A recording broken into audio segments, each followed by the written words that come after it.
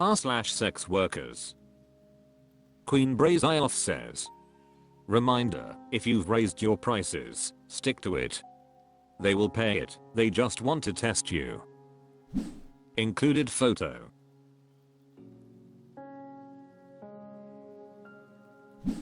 Duty2166 says, love this for you. Clients will always try their luck, but you need to be firm in your boundaries. For every client who doesn't wanna pay, there's always another who will. Adult Maleraxation says, this is good word because I've also decided I don't want to offer services less than $200. Problem is, many clients who go for male escorts seek massage services which are typically in the $100 to $150 range. I've had to rebrand the whole definition of massage into something more, so I can put my rates up. People don't understand, it takes minimum 2 to 3 hours to accommodate one client from leaving house to arrival, session and back. That $100 to $150 these guys offer can actually translate to $50/HR after time and money for the booking is spent. I've heard many times I've done all that hustle and bustle to get to them and still end up being broke the next day unless it's 4 to 5 guys who are serious about meeting in a day. Which most never aren't, or can't get their schedules right, nor can they be caught all in the same day. That's why I strive to get all my bookings to the 300 to 500 range. Ill Selection 8266 says, not only does this go for rates, it also goes for services as well. Good for you, for sticking to your rates. Hey, it's Miss III says, he tried and he failed. Disho45 says, that's right. r/sex workers. Throwaway Act 44215 says, very nervous client. I'm really wanting to see an escort. Not even all that interested in sex. Just want to hold someone and get some female attention. I'm really struggling with this though. I have seen 3 escorts in total. I was so nervous with them, I couldn't even get hard. I hate it, because I know this is what I want. One of them had a great personality and I would love to see her again, but she is far from where I live. A big fear is that I'll get robbed, or it will be a police sting. I think that's 90% of my fear and the other 10% is just my awkwardness. I know the solution is to do my research and book highly reviewed escorts, but they rarely respond. Another issue I have is the availability of providers. I'm a trucker, and it seems like there's a lot of suspicion for out calls. I can't just drive a tractor trailer to a hotel. I've gone as far as walking to a hotel and booking a room for out calls, but even then there's a lot of suspicion. Then if asked for a deposit, they'll either ghost after I pay or make an excuse. Even if the deposit is $20, I'm not able to book ahead because of my job, and some providers won't even allow me to book ahead in what little capacity I can, so it just adds a whole other layer of stress and disappointment. I'm being considerate, no crude language over the phone or through text. Some have asked for a pic of me to assure I'm not a cop, and I definitely don't look like one. I'm just not sure what I'm doing wrong or what I could do differently. More importantly, I really need some advice on how to get over my nervousness. Luna Moore says, what does your first message to providers look like? Are you sure you're contacting her the way she is asking to be contacted, for instance? Desired date and time, screening info, texting from a real number, and not a VoIP, etc.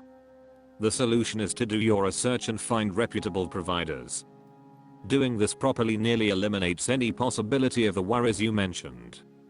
If you're encountering providers who are running off with your deposit, you're not doing research and choosing reputable providers. As for the nerves, you sound like you're just overthinking a lot of things.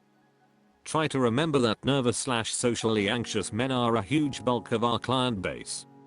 Try to put it into perspective that the escort you're seeing is human too. If you aren't already, booking a longer appointment, 2 to 3 hours, is the biggest piece of advice I can give. More time helps to make things feel more natural and gives you adequate opportunity to relax and feel comfortable with the woman you're seeing. It's 100x better for nerves and any awkwardness than booking an hour. Kevin Burns Licks Balls says, take Uber or Lyft to their in-call. Problem solved. Good luck. Msherrybaby007 says, as a trucker you're going to have issues booking out calls. And I know you ask if they'll meet in the truck because every trucker who contacts me asks me that. Take a cab, Uber or Lyft to their in-call after verifying. Or look at reputable providers. Not every reputable provider is necessarily high-end. And there are plenty of hotels that have big truck parking. I also read your response to someone else. You're calling from a VoIP phone and only booking a quick visit? This is why you're not getting reputable providers who are responding to you. They know you're texting from an VoIP and don't even respond. And no reputable provider is even going to offer a QV. Most will offer a 30-minute 2-hour minimums. This is where a lot of your issue is. Jordan Blackrock says, yeah, these girls taking the deposits are, frick, eyeing it up. I would say see credible providers with reviewer websites, not just an ad that acknowledges the risky of keeping a deposit without service. I have sent deposits back if I can't make it. Wet N Wavy 96 says, I've never kept an out-call deposit and not showed up, ever. It's bad karma. I have had a few clients fall asleep or not be in their room upon my arrival, and at that point I've done my part and leave, but not before taking a photo of their room door as proof. If they expect me to come back, I need another deposit. That has also happened. I think it's a good idea for potential clients to ask a girl that caught her eye if she minds texting or FaceTiming for compensation before moving to booking. This is very telling, and you can learn a lot. I've had lots of that with potentials. Most booked, a few didn't for whatever reason. Sassida Gracie says, you can Uber to a hotel.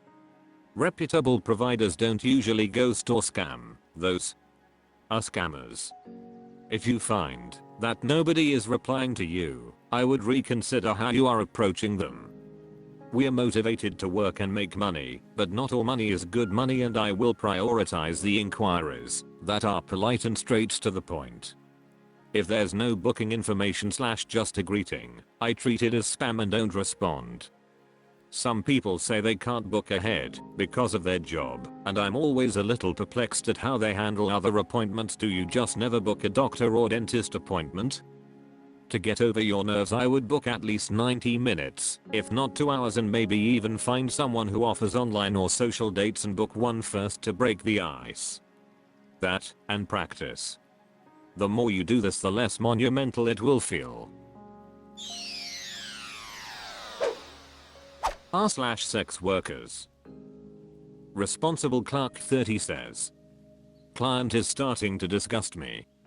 Just want to start off by saying all of my clients are lovely and I genuinely enjoy their company. But lately I've had this older regular who is starting to make my skin itch.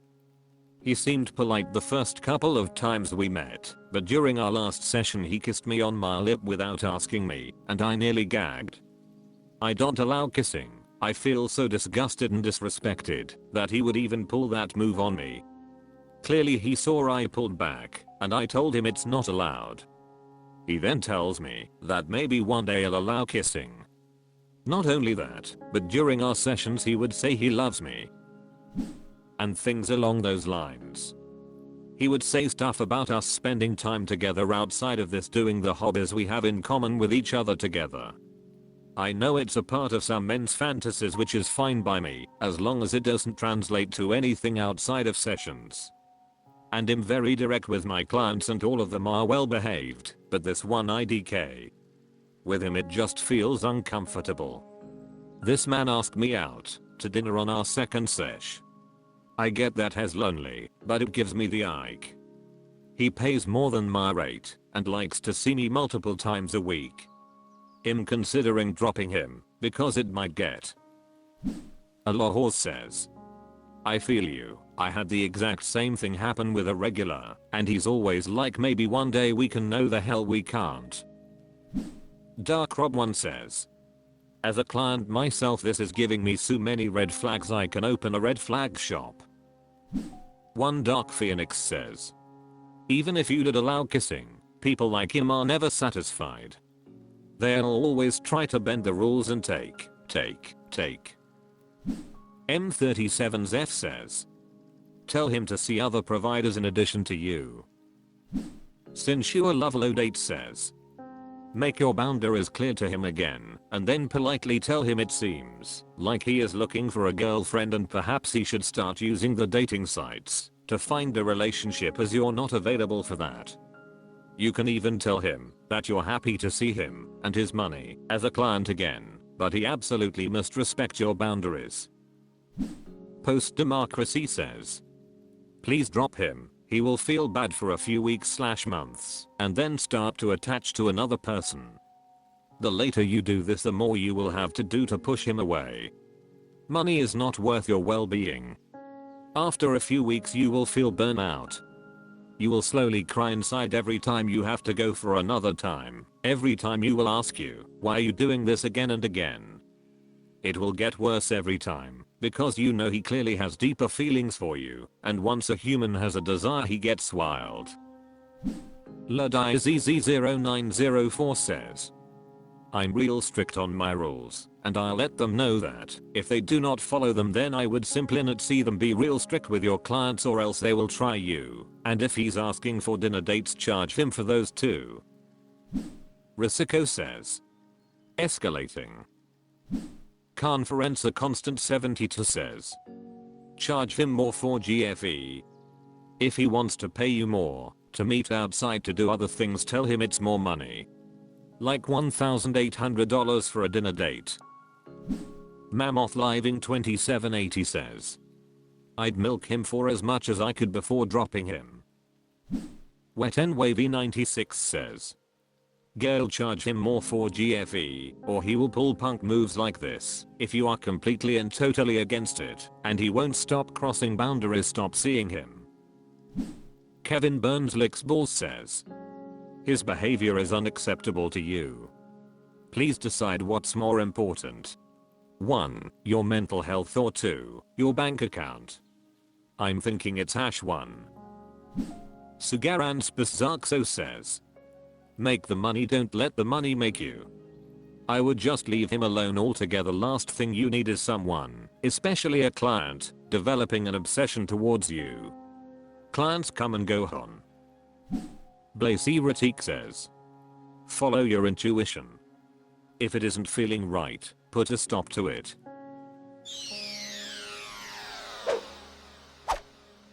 That's all for this video. Thank you for watching. Please subscribe.